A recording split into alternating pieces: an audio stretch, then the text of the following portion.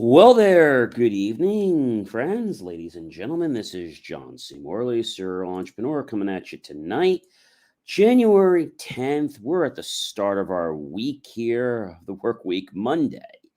And for those of you that are new to my series, every week, basically starting on Saturday and ending on Friday, I give some great insights in one particular area of your life. And I hone in on that every single night.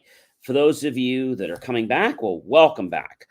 Go ahead and give me a like, a love, a support. Be so grateful of that, whether you're on Facebook, whether you're on my Facebook group page, whether you're on my Instagram, actually a LinkedIn profile page, whether you're on my John C. Morley Serial Entrepreneur YouTube page, my Twitter page, Twitch, or my Periscope page. So welcome everyone. It's great to see you.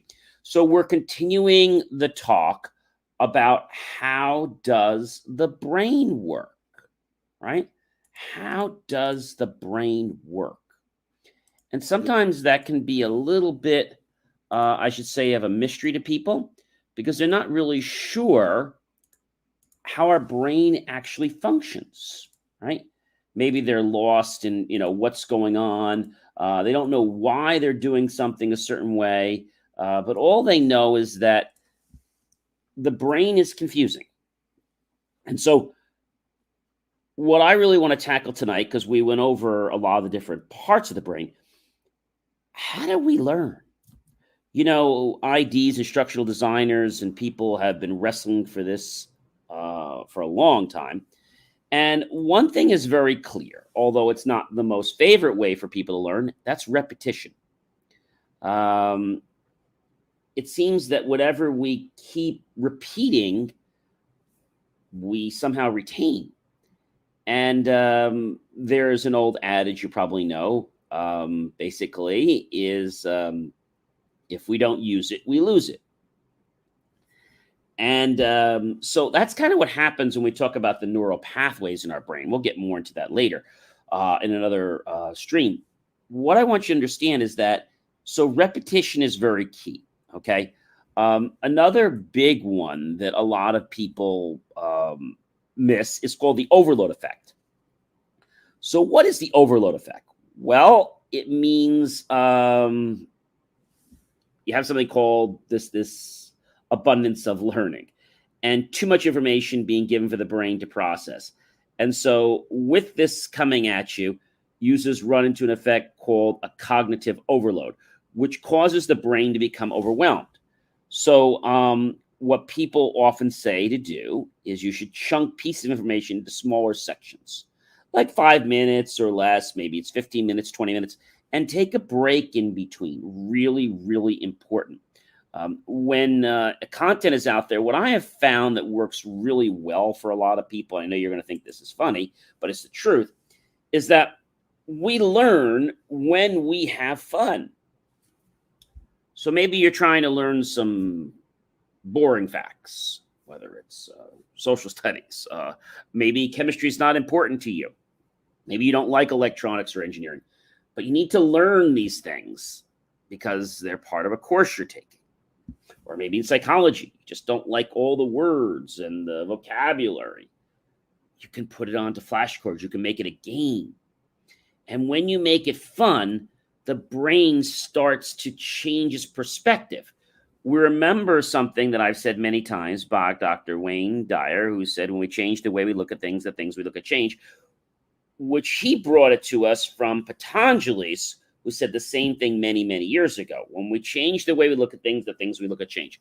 When we change the way we look at things, the things we look at change. When we change the way we look at things, the things we look at change.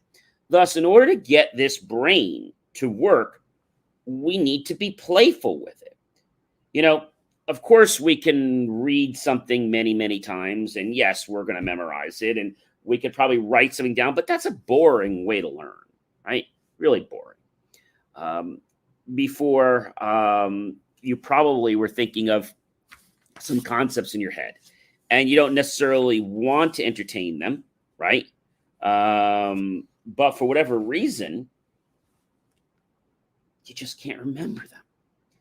So if you make your life fun, ladies and gentlemen, your brain's like, oh yeah, I want to do more of this. I want to do more of this. Let's do more of this. And it becomes this natural thing that happens in your body. And of course, the dopamine levels, as we've talked before, they grow and increase. And it gets you to feel great in your brain, like a natural high. And I think that's really, really, really cool. And I know, ladies and gentlemen, that a lot of people are challenged by the brain. They're like, oh, I got to learn this stuff. I have to learn this thing, or I've got this whole book and I got to learn it by tomorrow. Well, it doesn't work like that.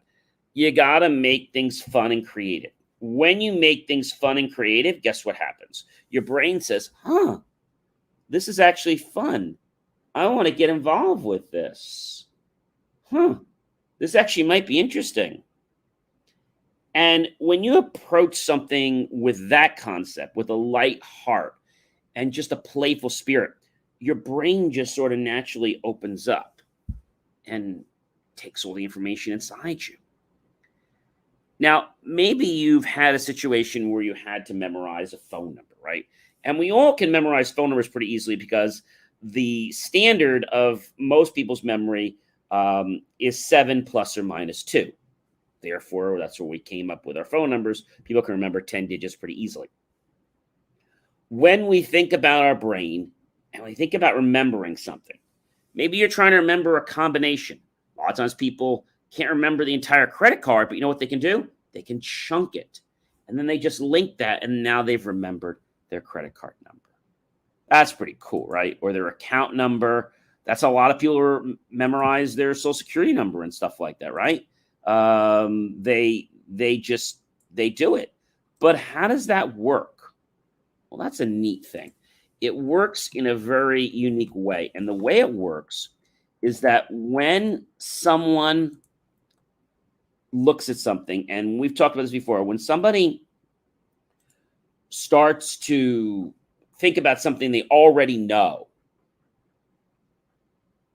and looks like we have our joker here, who it looks like, thank you, Mary. We're going to definitely put them into a block and a timeout. Again, I don't know why we get these people. They just seem like they just want to kind of drive us crazy here. But that's right. We have blocked the user. We have put them in a timeout, and it looks like they're on a permanent block list, aren't they? So definitely not going to be bothering us anymore. You know, when we think about our brain and we think about chunking something, right? You know, you could chunk a recipe, you could chunk all kinds of things. Now, let's say, for example, you were trying to memorize a formula, okay? We all know the formula, a squared plus b squared, c squared, right? Right? We know that formula, right? A squared plus b squared equals c squared. Ever heard that formula before? You haven't heard that formula before, huh? Okay, it's a theorem. And it comes to us from the right triangle that has two sides, A and B. The hypotenuse is equal to C. So A plus B equals C squared. So remember, it's A squared plus B squared equals C squared. Little bit of trigonometry there. But the reason I say this to you is maybe when you first were thinking about this, you're like, hey, John, that's really complicated. Hi there. Thank you for joining us tonight. So tonight we're actually talking about more about the brain. We've been talking a little bit as we've gone along, and we talked about the different parts in our brain last night and the night before. Tonight we're actually talking about how we can get the brain to do what we want. Feel free to ask your question in the comments, and I'll be happy to respond to you. Thank you for joining us, and let us know where you're joining us from.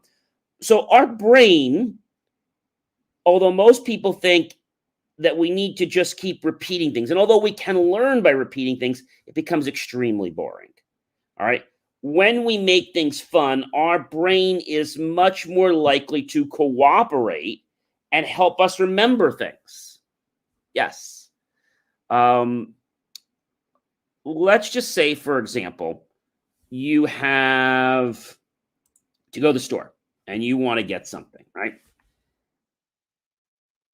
And it's not just one thing. Maybe you have several things you need to get. So how are you going to remember all those things without writing them down, right? That becomes a slight challenge. All right. So you're going to the store and you're trying to remember what you need before you go there. And at home, you need a, I don't know, you need a gallon of milk. Okay, welcome.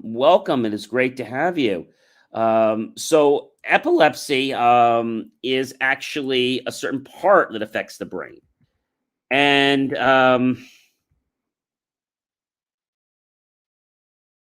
the thing that I want to share about that is it's, as you probably know, it's a central nervous system disorder, and so the brain actually becomes hyperactive, causing seizures and other types of behavior that would not be considered usual. Sensations and other things can happen. And when an epilepsy happens, basically the brain cells from the neurons transmit messages in a form of electrical impulses that are too strong. Like there's just too many of them. And an interruption of these impulses leads to seizures. So the brain is on, and the body's on this hyper overload. And so your body actually kind of freaks out a little bit. And so a disconnection happens. And when that happens, well, our mind and body kind of go offline for a moment, and that is known as a seizure. Now, some seizures, as we know, are extremely harmless and they don't cause problems, but there are some seizures that can be really damaging. And in the middle of the brain, there's a special part we talked about last night, the temporal lobe. It's called the hippocampus. And this specific part of the brain is responsible for learning and forming memories. So if the hippocampus becomes damaged, it causes an epilepsy in some people. So that's just one type of way that it actually happens. And so when we think about a reboot, I want to just show you something, and it's perfectly healthy to do. If you take your finger for a moment, okay, just take your finger, and you could take your thumb and your index finger and just take it. And what I want you to do is I want you to just literally press it against your thumb, pull it, don't hurt yourself, but feel the pressure a little bit, and just leave it on there for a couple seconds. And so we're going to leave it on actually for 30 seconds. So 29, 28, 27, 26, 25, 24, 23, 22, 21, 20, 19, 18, 17, 16, 15, 14, 13, 12, 11, 10, 9, 8, 7, 6, 5, 4, 3, 2, 1. Now take your fingers and then just kind of push the sides a little bit, just like that. Do that for a few seconds. We're going to do that for about 15 seconds. 14, 13, 12, 11, 10, 9, 8, 7, 6, 5, 4, 3, 2, 1. And what you should notice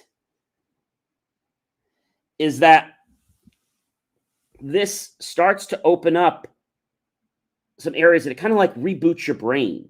Now, nothing dangerous happens, but it causes a reset on your brain. And I was sharing this because what you had said before about, too many at once soft reboots.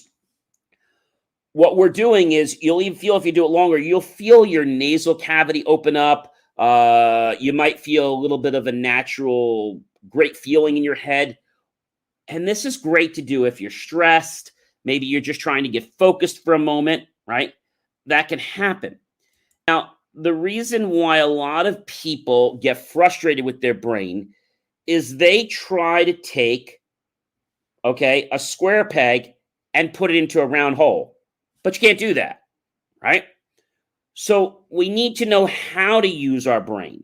And when we know how to use it properly, we can have an amazing life. And we can become creators of just about anything we want. As I'll say, and I've said many, many times before, when we change the way we look at things, the things we look at change. When we change the way we look at things, the things we look at change. When we change the way we look at things, the things we look at change, from Dr. Dwayne Dyer and also Patanjali's, who actually shared it with Dr. Dwyer. Our brain, which is running all the time, even when we sleep, 95%, okay, of everything we do every day comes from our subconscious. So there are programs that are running inside our mind. And we'll dive more into those. But tonight, I just want to kind of get the idea across to you that we need to work on focusing our brain, right? So how to make the brain learn fast. That's really, I think, what I want to cover it. Some people will say things out loud.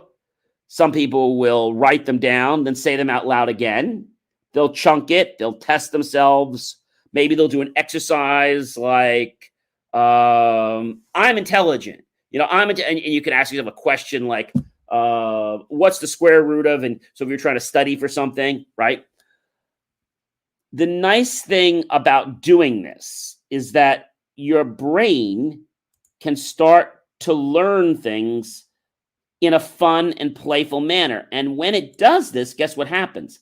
It wants to learn more. Yeah, not just one thing, but it wants to learn more. And it's like craving more information from you. And if you take notes by hand and not on a computer, it's actually going to cause more neural pathways to be constructed in your brain, because you're causing a sensation as you're writing it, you're saying it, you're writing it. That's why a lot of times teachers would always say, well, you want to memorize your spelling. It's really easy. Go home. Yes. Very, very, very, very, very, very good point. The subconscious, and there was a great book, Dianetics, many, many years ago that was written. And so they call something called engrams. So when you are actually awake, things go one place. If you're ever subconscious or something happens to you, God forbid, they kind of go somewhere else. You might have known this happened to you or a friend of yours. Maybe if you have an aversion to something, okay, and you think about that, and you become fearful or you become happy or whatever. It could be an aversion. It could be something you like. You become immediately in that state. But if I was to ask you, why do you get in that state? Some people can't tell me. Now, if you're really happy, oh, I love that because that was the first time I went out. It was my first date, or that was the first time I was able to get an award or whatever it was. But if it was something that you didn't like, chances are it's being repressed in your subconscious. And so subconscious just means it's not conscious. So what we try to do, and we do this in hypnosis, which I'm not going to do tonight, we make the subconscious become conscious. So maybe it was something when you were younger. Maybe there was an accident. And maybe when that accident happened, let's just say there was darkness. And someone says, oh, I'm never going to live again. All I see is darkness. And if you heard that, and that went into your subconscious, guess what you're playing every time you see darkness? You got it. So we'll talk about ways that you can actually get rid of these things down the road. But tonight, I want you to understand that the brain is better to be used when you can play with it, when you can actually mold it, have fun with it, experience things. And see, the more experiences you have in your senses, touch, taste, sound, smell, sight, guess what that does? Yes, it helps to cause a memory to form. And that's why if you ever have gone a ride in the amusement park, maybe you went on a ride with a great friend, you might have noticed that after you went on that ride with them and you had this great adrenaline building up, you got off the ride and you became really great friends. You weren't sure how or why it happened. I can tell you why it happened. It's because you both enjoyed an extremely pleasurable moment, an adventure. And then when you got off, that just kind of cemented in you. So now when the two of you are together hanging out, you're always having that great feeling. And you know that whenever you're together and you're around, you're going to have a great feeling. You want to create more of those feelings, right? Our brain is extremely powerful. The reason that most people don't harness it, it's simple. They just think that, it works one way. It doesn't. The more creative you can be with your brain and how you actually give it information, the greater chances of you remembering something and the faster you will. When we talk about a spelling lesson, so the teacher would generally tell you to say the word. Let's say the word was, I don't know, encyclopedia. And so encyclopedia, encyclopedia, and you write that out, encyclopedia. Maybe you write a sentence after that. My friend gave me an encyclopedia, and it made my day. Then maybe you write the word encyclopedia again. Then maybe you write it again. But you see, each time you do this, you create more connections in your brain.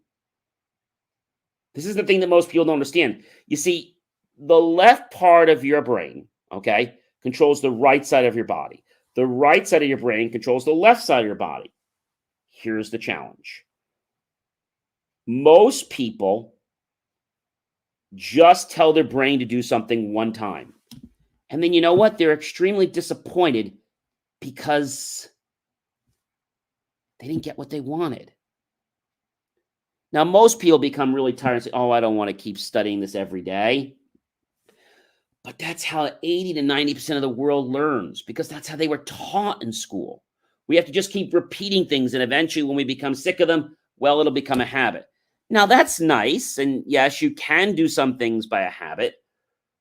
Wouldn't it be better to be able to learn in less time?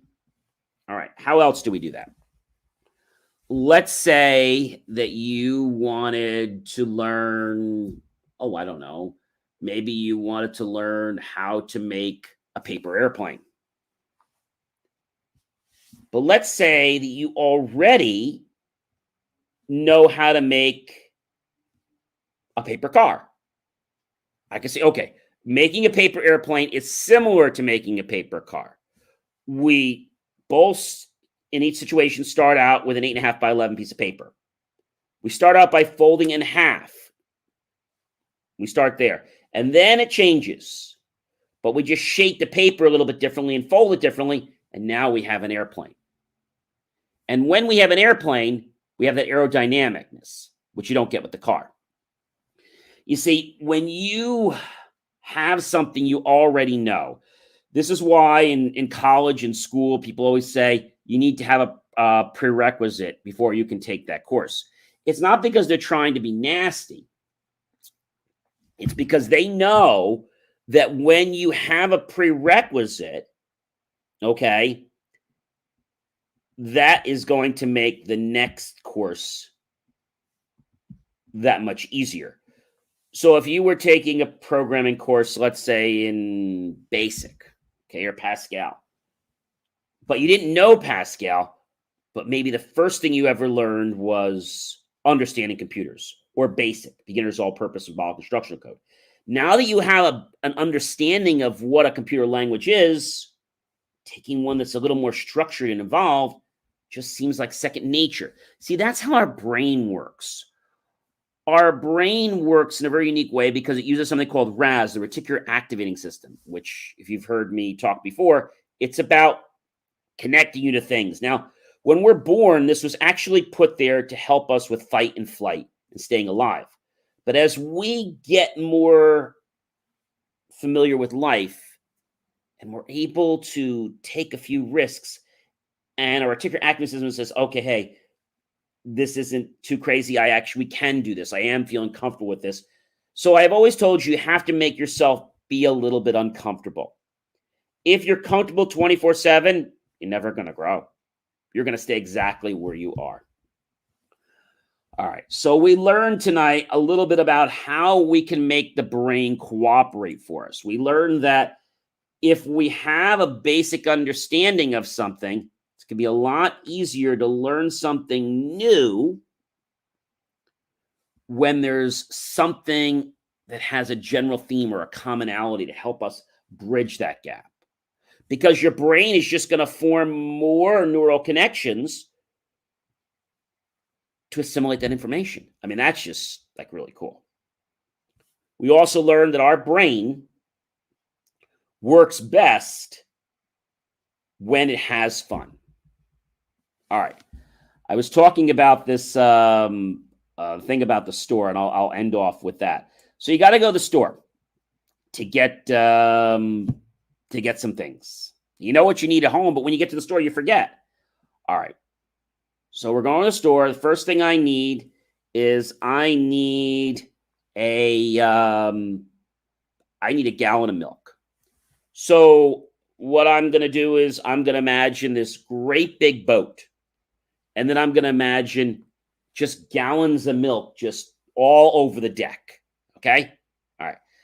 The next thing that I need is I actually need a dozen eggs. Now, in the center of this boat is a big mast going up to the top. And at the middle of it, there's a rung where you can almost have two flags. So instead of putting a flag up, I'm actually going to hoist up a carton of eggs. And then I also noticed that I need some peanut butter. So I'm going to take huge jar of peanut butter, and I'm going to somehow get that string to go through, and I'm going to hoist up that big container of peanut butter. And then I know this is probably going to make a big mess, so I know that I need lots of plates and napkins. At the very top of the mast, I see a huge paper plate. And the center of that plate, I see a cone of napkins. Do you see how that works, ladies and gentlemen? That's pretty cool. All right, so you just went to the store. And what's the first thing you need? Oh, well, you need a gallon of milk, right? And that's very easy for you to remember, a gallon of milk. Okay.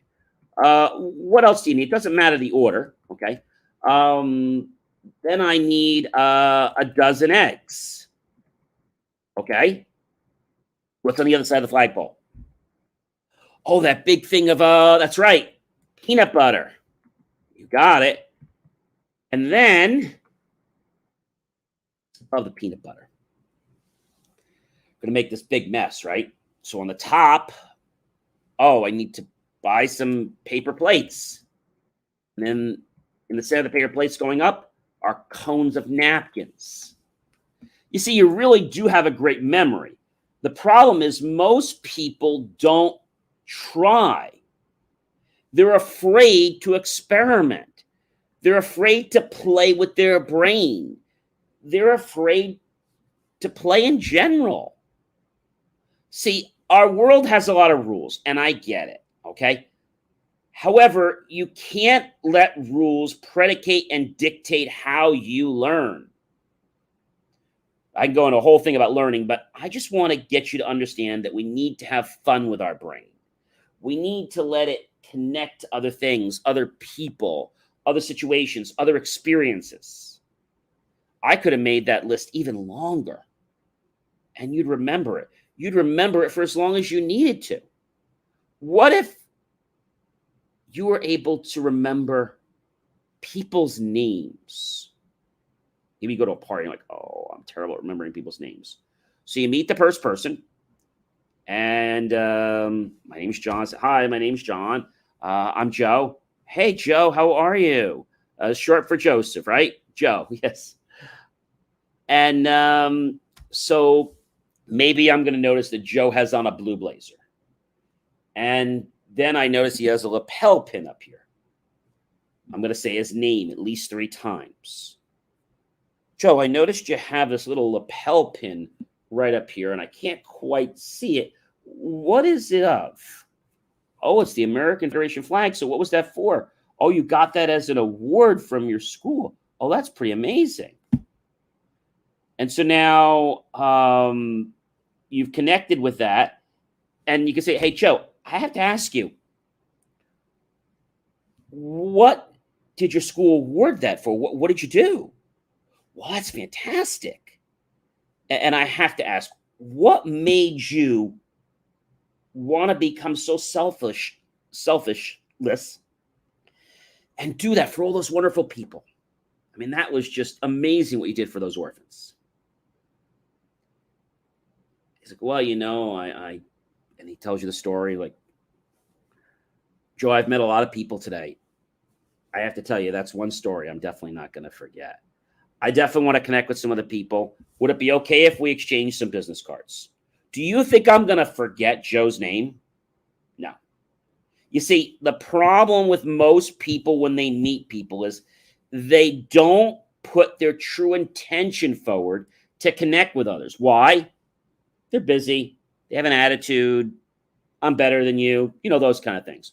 So we need to be humble, and we need to connect with the person, but genuinely. Not for a facade, but be genuine. All right, we learned a lot tonight, didn't we? Ladies and gentlemen, I would really appreciate if you would go ahead and comment below. What did you think about tonight? Now I bet you believe you have a stronger memory, don't you? Better than you thought.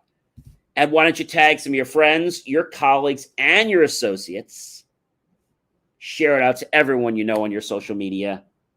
And then go to YouTube and type in my name, John space C space Morley space serial entrepreneur. Look for the key phrase, help keep our content free. Once you see that, make the choice to buy my team and I a cup of coffee. We'll be so grateful. Just click on that PayPal link, and we'll invest in the new technology, new hardware, new equipment, new people and staff, and even new facilities to give you the most jaw-dropping motivational content. Well, ladies and gentlemen, I am John C. Morley, serial entrepreneur. It has been my privilege, a pleasure, and an honor to be with you this evening. We're going to continue this stream tomorrow, Tuesday, Wednesday, Thursday, and Friday. How does the brain work? This is not something you get a manual with when you're born, right? They don't give you a owner's guide that tells you, okay, on page 300, you need to make sure you drink X glasses of great water, or you need to make sure that you have set the washing machine to off before doing something, or you need to make sure that you push this button and that button to cause the machine to reset. Pretty cool, right? I have had a blast being with you.